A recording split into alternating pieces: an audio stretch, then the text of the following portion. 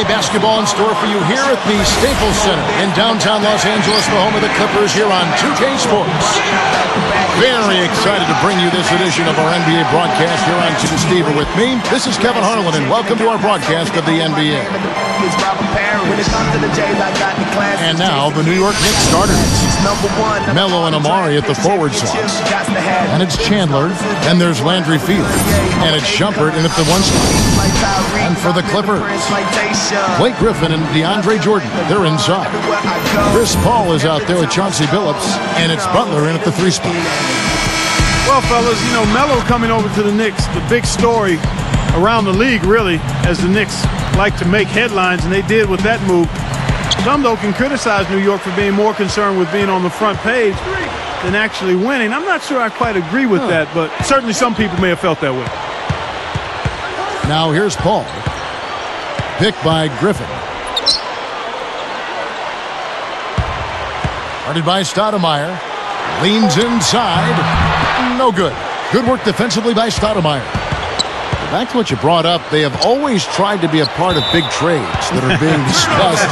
Sometimes they work, Steve, and sometimes they don't for that team. Yeah, but anytime you have a chance to get a superstar like Carmelo Anthony or like Amari Stoudemire, I think you go ahead and do it. And so New York is set up now for some success over the coming years, but we'll see how they go forward and what kind of roster they put around their two stars. The basket counts and one. He'll go to the line with a chance to make it a three-point play. How impressive was Blake Griffin? Became an all-star in just his first season actually playing with the Clippers. And not many people can ever do that in the NBA, especially these days when the players are coming in at such a young age. And I think Doris Burke has something for us right now. Doris? Hey, Kevin. Well, Mike D'Antoni had a few minutes for me. When we talked about what they'll try to do on defense, he's going to have to do everything they can to neutralize their opponent's high flyers, saying, quote, "We can't play above the rim like these guys, so we'll have to do our best to keep them away from the hoop." Gentlemen, easier said than done. Thanks, Doris. He put that lead pass in perfect position for his teammate. Blake Griffin, an all-star in his first season. The last rookie, Clark, to be selected as a reserve for the all-star game. Tim Duncan back in 1998. It's pretty rare you have a player walk into the NBA and pretty much immediately playing superstar status. It was a combination of the weight for Blake Griffin after the injury that cost him his official rookie year, and then also going in LA. And it hurts when you can become a hit on YouTube with all of those monster throwdowns. Jared Jeffries, he's checked in for the Knicks. Douglas comes in for Shumpert. I think Blake Griffin has to be considered the best slashing and jumping big man in the NBA. I mean, his ability to catch and dunk the ball in the lane is second to none. Douglas against Paul. Back to Griffin. Now Chandler defending. And that one's good. Griffin's got 9. And Blake Griffin, Steve, you just mentioned as a slashing big man. He's an impressive ball handler, Clark, too. Really highly skilled in that area. I mean, it's impressive to watch him go rack to rack. I mean, he'll rebound it and take it himself. You combine that with his strength and athleticism. I mean, in the open court. Oh! How's that for finishing with flavor? Absolutely special occasion. Well, the Clippers made so much improvement last year, but one area they struggled, they only went 13-17 against the weaker Eastern Conference. So that's a number they'd like to improve upon this year. Douglas dishes to Chandler. Billups hits the reach-in call. That's his first foul.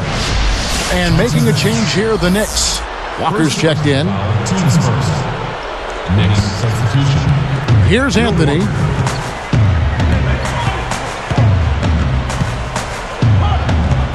Six to shoot.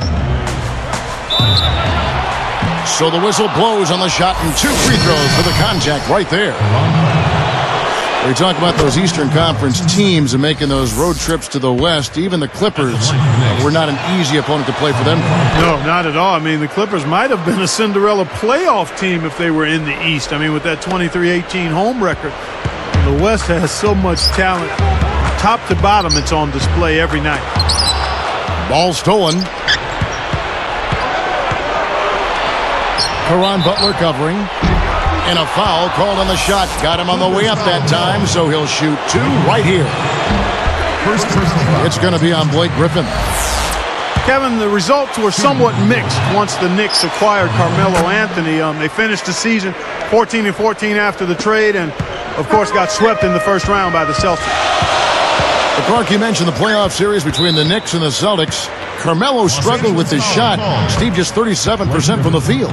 Well, the Celtics are a very good team defensively. And I think for Carmelo, remember, he had to take on a lot of the scoring load because of the back injury to Amari Stoudemire. So I thought Carmelo played well, but the defensive focus of Boston was completely on him. Douglas kicks to Jeffries. They double him with Butler. Clippers leading by 5. And Griffin slams it in. A superb alley-oop there.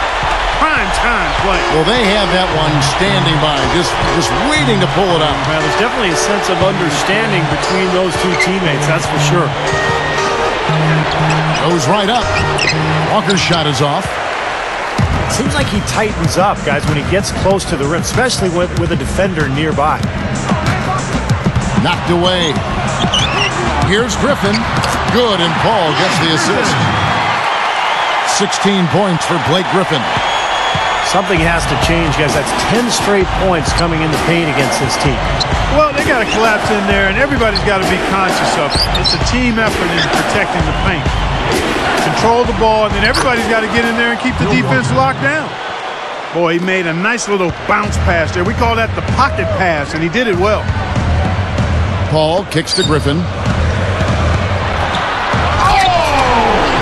Dunked hard with one hand. Well, he took that one to the rack with some purpose. I'll say beautiful dunk there, Steve. Yeah, how about the agility? Just the power and the skill. Impressive. Anthony against Butler. Shoots. A shot by Anthony, no good. Tough D on the inside. Put up a roadblock, a construction barrel right there. That's what he brings defensively. Here is Jeffries.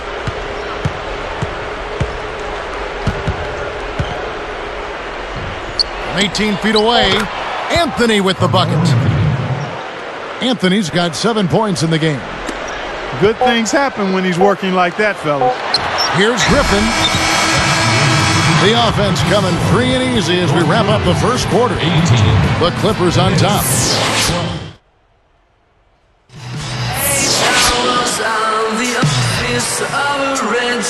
Now the second quarter getting ready to start up. Knicks trail by 6. Now the Clippers are such a young, exciting team. And last season they went 23-18 at home at the Staples Center. This is a team with a very bright future, and they'd like to establish that home court. When the big fella goes up like that, you better get out of the way. Well, I tell you what, the Knicks are not a team that puts fear into you when they hit the road. But they weren't the same pushovers they were in the years past.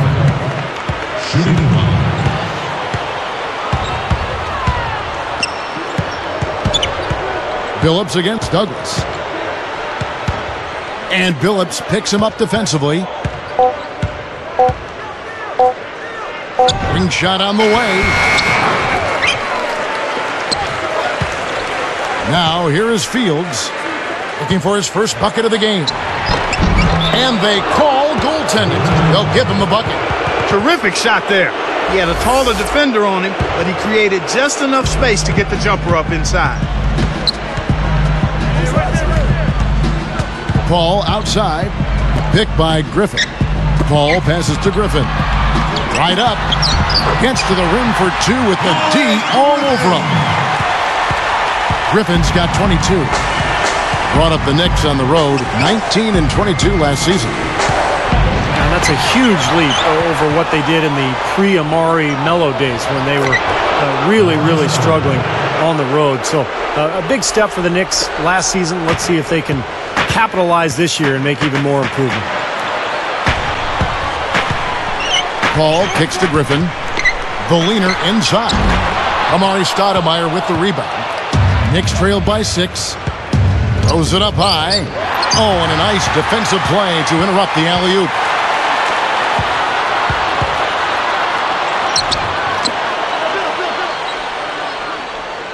Right side, Griffin. Working on Stoudemire. Shoots from the post. Shot is no good. The Knicks will take it the other way. What a steal for the Knicks a year ago, finding Landry Fields in the second round. He had a fantastic season, maybe all-rookie team, and a really good all-around player. Rebounder, defender, and can make a shot as well. That's such a tough catch when the ball is coming from that far away. And it's Griffin with the rebound. You know, his reputation is such that you'd be surprised with him missing any layup opportunities. And Landry Fields out of Stanford, his senior season, Stevie led the Pac-10 in scoring and rebounding. Yeah, Clark, I think eyebrows raised when the Knicks took him. How did teams calculate the right way? How did they miss on that? You know what I think happened was he wasn't overly athletic, and teams started to look at what they thought he couldn't do instead of focusing on the things that he could do. Smart, tough, averaged over 20 points a game his last year in the Pac-10, made winning plays at both ends of the floor. I mean, he's at 50% from the field and 40% from three-point land his rookie season. And was an all-rookie team performer, yes, so he was. He's made his case where it counts most between the lines. Good! 24 points for Blake Griffin. Defense left him just a little window to get through, and he just ducked in for the layup. Terrific job. First personal foul. Here's Anthony. He's got 7 over Butler. And the Knicks miss again.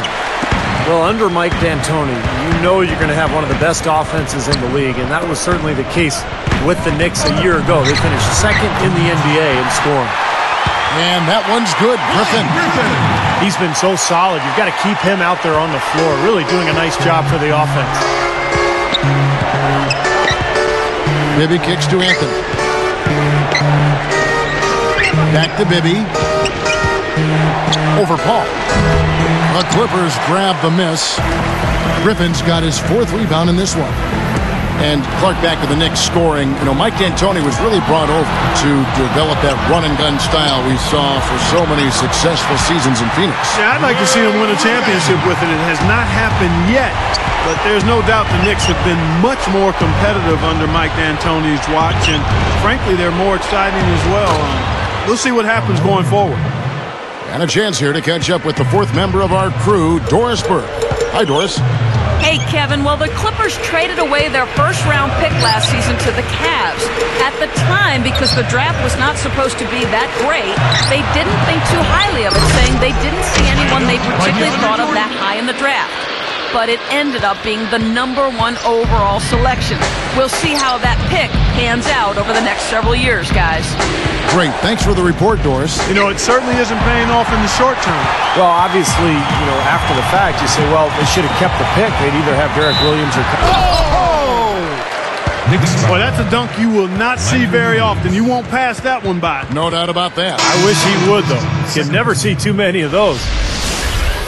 Chris Paul still had a fantastic season a year ago, but the numbers slipped a little bit, and you have to wonder, with that knee injury, can he sustain his production over the coming years? Looking at who's out there now for the Knicks. Bill Walker, he's checked in for Landry Fields. And Tony Douglas is subbed in for Mike Bibby. Anthony dishes to Chandler. Takes it up. Soft touch off the glass. Chandler's got his first basket.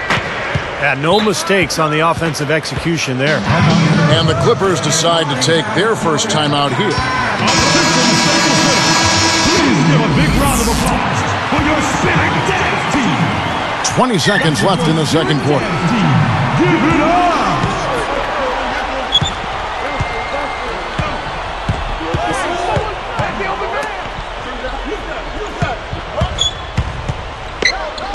Here's Griffin. 4 seconds left. And in he goes for the easy 2. Griffin's got 33 points. It'll count. And that's not going to go. And that does it for the first half of play.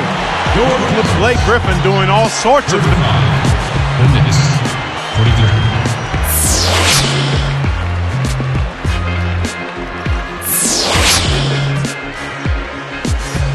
And as we welcome you back, we begin our second half. So far, not a tightly contested game, guys, but, you know, anything can happen.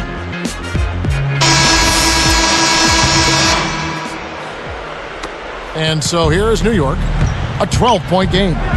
While we've got a moment, let's set the floor. Brought to you by Gatorade, all fueled up for the second half. And New York, looking at who they've got. Melo and Amari at the forward six. And there's Landry Fields. And it's Chandler. And it's Shumpert in at the point. Knicks trailed by 14.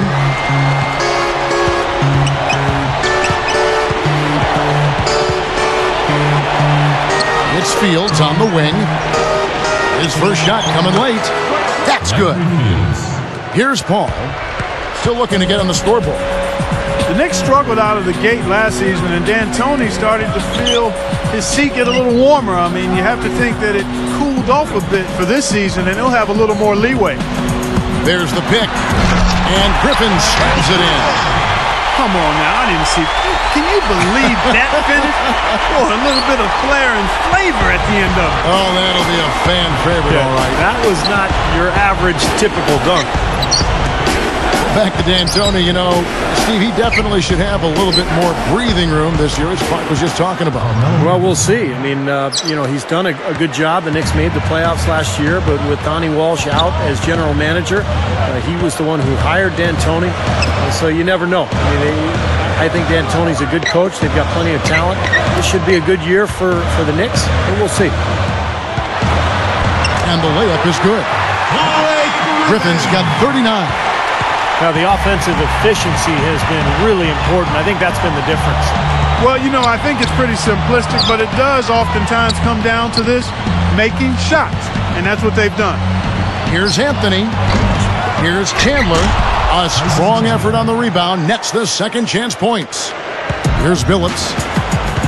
Paul outside. And they double up Paul. Billups passes to Griffin. Stoudemire with the double team. They rule this one. Goaltending. Count the shot. Offensively just hammering away in the paint. And that's 10 straight points inside, too. Bill Walker. He's checked in for the Knicks. Douglas comes in for Shumpert. Knicks trailed by 14. Outside Anthony. Caron Butler covering. And that one's good, Anthony. Anthony's got 4 points in the quarter. Well, they keep going right back to the paint, and who can blame them? I mean, they're getting it done in there. Yeah, 3 of their last 5 buckets, guys, have come from inside the lane area, so I'd expect them to continue to go inside right at the defense. From 11 feet away, and it's the Clippers with the rebound. Boy, the Hornets couldn't overcome the Lakers in the playoffs, but Chris Paul was just magical in some of those games, particularly in Game 1. Terrific. You've got to give him a lot of respect for how he played. And back to Paul, you know, I had a chance to call that Laker-New Orleans series last year, Clark, and that Game 1 win and that Game 4 win. Steve, he was on another level. Yeah, that was incredible. The triple-double in Game 4, as you mentioned, Kevin, he just completely dominated that game. The Lakers just had no answer for his penetration, and he is just a maestro out there as a point guard. So beautiful to watch. Last season, the so-called melodrama, as Carmelo Anthony refused to sign an extension in Denver, forced his way to New York in a trade. And the story really dragged on all season long. Caron Butler covering. Straight up. Butler knocks it loose. Clippers leading by 10. Paul right side. Back to Griffin. Griffin draws the double. Outside Butler. Now Chandler defending. And Griffin scores. The assist by Butler. 44 points for Blake Griffin. And, you know, Steve, talking, Clark, about the Carmelo trade saga, really an unwelcome distraction in a lot of ways. It hung over the players involved in Denver and in New York, and it took some attention away from the great season. Yeah, I couldn't agree more there. I mean, as things tend to do in this 24/7 information cycle, it just kind of lingered and hovered and hung around. But in the end, he got his way. He desired to be in New York, a place where he grew up as a kid, and that motivated him to get to that place where he kind of considers home. So I think it's a good fit. Unfortunately, it took so long to happen, but the end result is a good one, I think, for him and the Knicks and hopefully the league. Just too easy. They're getting whatever they want down there. You said Carmelo throws it down. The windmill finish. Now that's nasty. How do you do? Finishes the play. Utter disregard for his own safety. Look at his teammates. They're just shaking their heads. I mean, he must have told them to look out for that one. There's the double team with Walker. Griffin kicks to Paul. He goes up. And Griffin with the score. The assist by Paul. Griffin's got 48. That's 5 straight hoops in the paint. What a fantastic job of attacking the rim. Well, Steve, they're getting the looks that they want down there, so might as well keep going right at the rim. If there's no resistance, then make them pay.